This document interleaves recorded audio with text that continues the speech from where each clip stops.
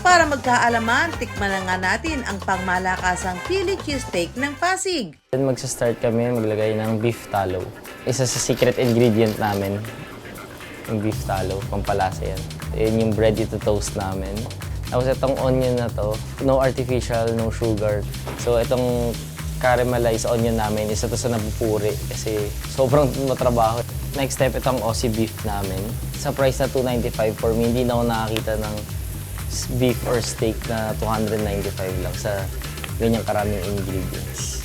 Yun sa production din pala sa beef, hindi lang siya basta-basta kasi based on sa research nga namin, sa training ni Abby, is sa Philly cheesesteak, may tamang sukat talaga siya. So sa Philly cheesesteak is yung whiz sauce. Hindi lang siya basta yung binibili namin sa labas tapos ilalagay lang. Maraming halo yung whiz sauce na yan. So ito na yung authentic Philly cheesesteak ng Manila cheesesteak.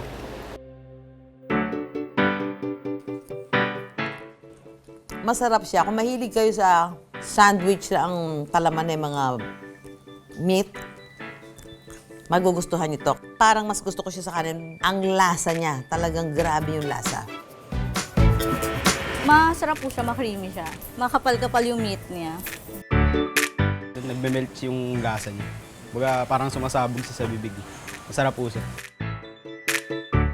Meron po siyang tapa, tapos para po siyang yung inuulam po pag nagtatapsilog, ganon. Tapos maano po siya, ma-cheese, parang pangmayaman po yung dating. May lasang parang yung steak, medium rare. Ngayon, nakapagbebenta na sila ng hanggang 1,700 pieces of bread sa isang buwan. Umuulan naman pala ng tinapay sa Pasig.